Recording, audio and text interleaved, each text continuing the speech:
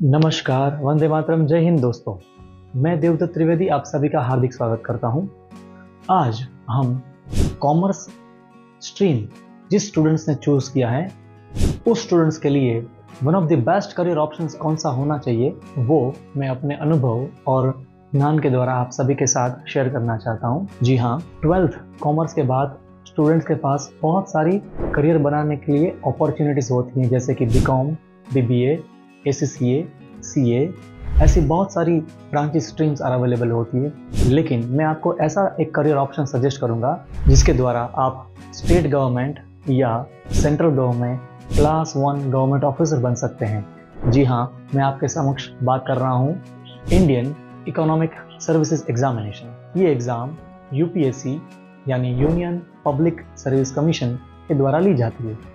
ये एग्ज़ाम देने के लिए सबसे पहले आपको इसकी ऑफिशियल वेबसाइट www.upsconline.nic.in के ऊपर ऑनलाइन अप्लाई करना होगा। ये एग्ज़ाम 21 साल से लेके 30 साल तक कोई भी कैंडिडेट यानी स्टूडेंट्स इस एज लिमिट में एग्ज़ाम दे सकता है। यदि इस एग्ज़ाम की फ़ीस की बात करें तो 200 रुपीज़ है, लेकिन जो ST हैं, SC हैं, पर्सन विद डिसेबिलिटीज़ हैं, उस स्टूडेंट्स को फीस देने की कोई ज़रूरत नहीं है। इस एग्ज़ाम का जो लोकेशन यानी किस स्थान पे आप इस एग्ज़ाम को अटेम्प्ट करेंगे तो आप स्क्रीन पे देख सकते हैं बहुत सारे सेंटर्स अवेलेबल हैं, लेकिन इस सेंटर में आपको allotment first apply first allotment के बेस पे आपको दिया जाएगा। यानी आपको प्रेफरेंस देनी पड़ेगी कि मेरी पहली प्रेफरेंस इस सेंटर है, दूसरा ये, तीसरा ये। For example first centre full हो जाता है तो आपको दूसरा सेंटर अलॉट किया जाएगा। यदि दूसरा फुल हो जाता है तो तीसरा सेंटर अलॉट किया जाएगा। अब बात करेंगे मिनिमम एजुकेशनल क्वालिफिकेशंस। इस एग्ज़ाम के लिए कितनी न्यूनतम शैक्षणिक योग्यताएं चाहिए, तो आपको इकोनॉमिक्स या अप्लाइड इकोनॉमिक्स या बिजनेस इकोनॉमिक्स और इकोनोमेट्रिक्स में से आपको पोस्ट ग्रेजुएट डिग्री कोई भी यूनिवर्सिटी से, चाहे वो सेंट्रल लॉ हो या स्टेट लेजिस्लेचर के द्वारा एस्टैब्लिश की हुई हो या फिर पार्लियामेंट के द्वारा एस्टैब्लिश की हो, उस यूनिवर्सिटी से ये डिग्री अर्जित करनी होगी। यानी आपको मास्टर डिग्री लेना है इन सब्जेक्ट्स में, तो ही आप इस एग्ज़ाम के लिए आप बैठ सकते हैं। अब हम बात करेंगे वैकेंसीज़ की। तो आप स्क्रीन पे देख रहे हैं कि इंडियन इकोनॉमिक सर्विसेज की 18 वैकेंसीज हैं। 2013 की ये नोटिफिकेशन की बात कर रहा हूँ, और इंडियन स्टैटिस्टिकल सर्विसेज की 13 वैकेंसीज हैं।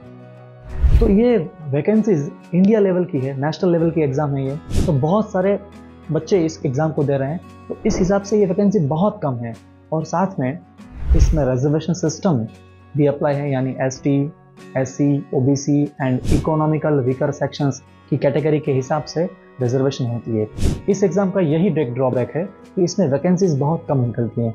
लेकिन जो स्टूडेंट्स कमिटेड होता है, हार्ड वर्किंग होता है, डेडिकेटेड होता है, विजनरी होता है, इसे सिर्फ एक सीट की ही आवश्यकता होती है।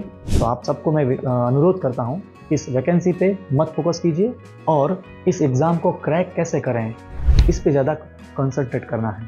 अब हम बात करेंगे स्कीम ऑफ एग्जामिनेशन, यानी इस एग्ज़ाम किस तरह से ली जाती है। तो इस एग्ज़ाम में 2 पार्ट्स हैं। पार्ट 1 जो रिटन एग्ज़ाम होती है 100 मार्क्स की, और पार्ट 2 जिसको बोलते हैं वाइवा वोसी, जिसके मार्क्स हैं 200 मार्क्स। यानी टोटल फाइनल मेरिट हुआ 1200 मार्क्स। इसी फाइनल मेरिट्स में से आपको मैक्सिमम मार्क्स देने हैं, और जो भी मैक्सिमम मार्क्स लाएगा वही कैंडिडेट यानी स्टूडेंट्स इस एग्ज़ाम यानी इस सर्विसेज के लिए सिलेक्ट किया जाएगा। अब बात करेंगे उस एग्ज़ाम यानी इंडियन इकोनॉमिक सर्विस एग्ज़ाम के पेपर स्टाइल में। आप स्क्रीन पे देख रहे हैं कि जिसमें 6 पेपर्स आते हैं। पहला जनरल इंग्लिश, दूसरा जनरल स्टडीज़, दोनों के 100 मार्क्स हैं। 3 घंटे का पेपर है, और बाकी के 4 पेपर्स जो होते हैं वो इकोनॉमिक्स के संबंधित होते हैं, और इस चारों पेपर के मार्क्स 200 होते हैं और ड्यूरेशंस 3 आवर्स होती हैं।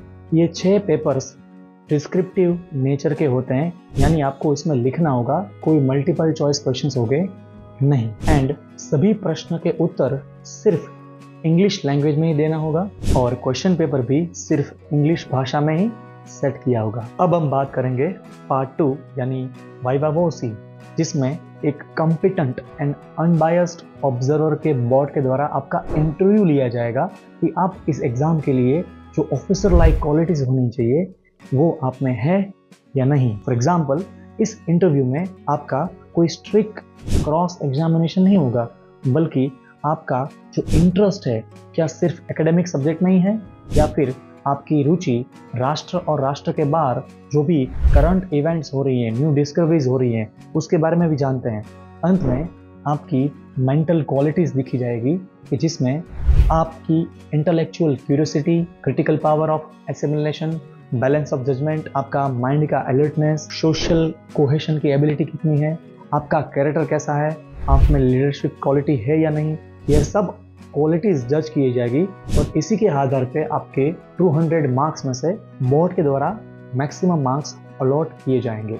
आप स्क्रीन पे इस एग्जामिनेशन के टाइम टेबल देख सकते हैं कि एग्ज़ाम कितने समय में ली जाती है, कितने दिन तक ली जाती है और किस टाइम पे ली जाती है, कि जिसके द्वारा आपको पता चल सके कि आपको किस टाइम में किस तरह से प्रिपेयर रहना होगा। अब हम बात करेंगे इस एग्ज़ाम के कट ऑफ मार्क्स। ये बहुत इंपॉर्टेंट है क्योंकि इसी के आधार पे पता चलेगा कि हमें एग्ज़ाम के लिए मिनिमम मार्क्स यानी कट ऑफ मार्क्स कितने लाने हैं। तो आप स्क्रीन पे देख सकते हैं ये 2022 की एग्ज़ाम आप देख सकते हैं category wise, general category, economic weaker sections, OBC, SC और एसटी, इन सभी कैटेगरी के लिए अलग अलग कट ऑफ होता है और इस कट ऑफ को क्रॉस करेंगे तो ही आपको सर्विस अलॉट की जाएगी, अदरवाइज आपको नेक्स्ट ईयर के लिए अपीयर होना होगा। मैं आप सबको अनुरोध करता हूं कि यदि आपको गवर्नमेंट में यानी एक ऑफिसर बन के आपको एक अपनी करियर बनाना है तो ये आपके लिए बहुत ही बेहतर करियर ऑप्शंस हैं। लेकिन यदि आप इस एग्ज़ाम में सफल होना चाहते हैं तो आपको कड़ी मेहनत, आत्मविश्वास और समर्पण के साथ इस परीक्षा के लिए आपको मेहनत करनी होगी। Thank you so much. जय हिंद।